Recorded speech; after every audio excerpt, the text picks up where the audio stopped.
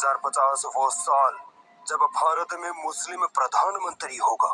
2050 वो साल जिस साल भारत में हिंदू अल्पसंख्यक और मुसलमान बहुसंख्यक हो जाएंगे। 2050 वो साल होगा जब हिंदुओं को अपने ही देश से निकालकर बाहर फेंक दिया जाएगा और भारत मुस्लिम राष्ट्र बन जाएगा।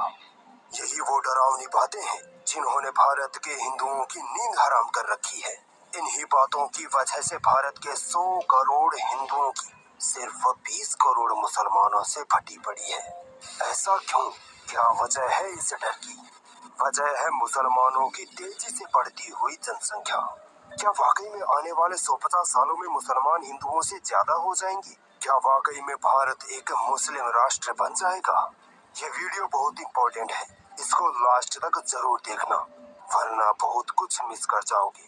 इस वीडियो में मैं आपको प्रमाण के साथ वो सच्चाई दिखाऊंगा जिसको आपके सामने जानबूझकर नहीं लाया गया। दोस्तों, किसी भी देश की जनसंख्या का बढ़ना या घटना बहुत सारे फैक्टर्स पर डिपेंड करता है, जैसे उस देश की population growth rate, fertility rate, education, literacy, health वगैरह।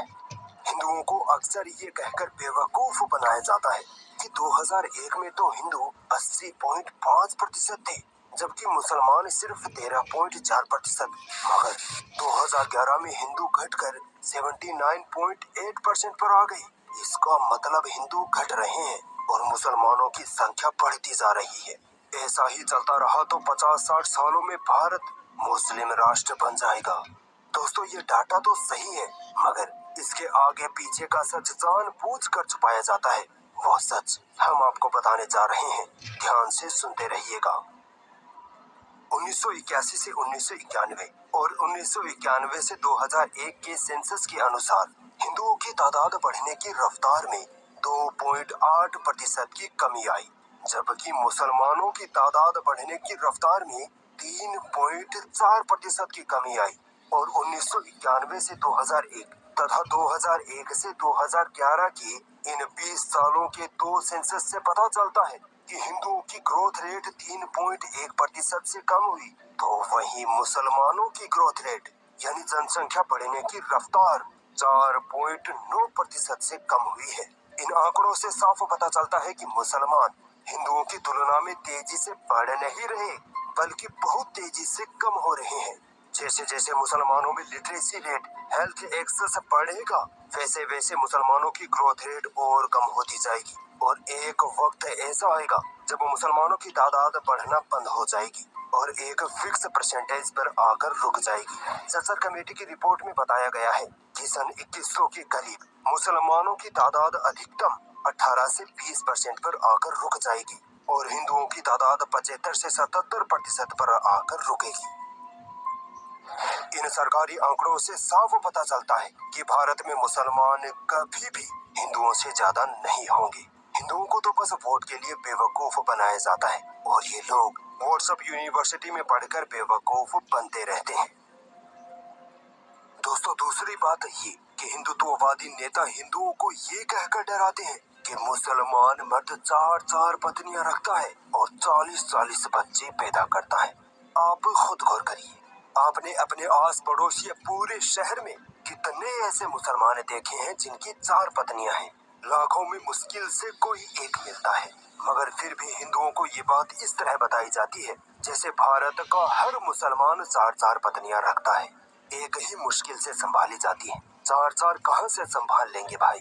खैर, इस चीज को हम फर्टिलिटी रेट से समझ सकते हैं, यानी एक महिला अपनी पूरी जिंदगी में कितने बच्चों को जन्म देती है।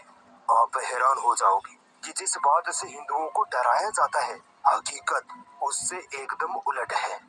भारत सरकार के अनुसार यानी नेशनल फैमिली हेल्थ सर्वे के अनुसार 1992-93 में हिंदू महिलाओं में फर्टिलिटी रेट 3.3 और मुसलमानों में 4.4 थी।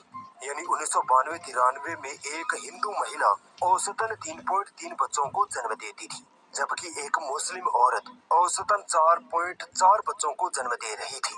2005-6 में जब दोबारा आंकड़े सामने आए तो आंकड़े चौंकाने वाले थे। 2005-6 आते आते हिंदू महिलाओं में फर्टिलिटी रेट 3.3 से घटकर 2.7 पर आ गई, जबकि मुस्लिम महिलाओं में फर्टिलिटी रेट 4.4 से घटकर सीधे 3.1 तक आ पहुंची। दोस्तों पूरा ध्यान स्क्रीन पर रखिएगा, आप फर्क देखिए। हिंदू महिलाओं में सिर्फ 0.6 बच्चों की कमी आई, जबकि मुस्लिम महिलाओं में 1.3 बच्चों की कमी आ गई है।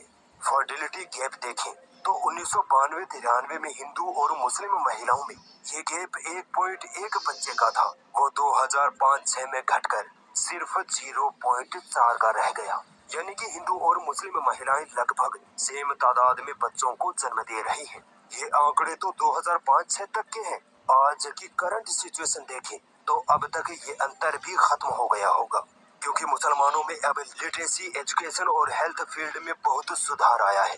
परिवार जितना गरीब, जितना अनपढ़ होता है, उनमें बच्चों की तादाद उतनी ही अधिक होती है।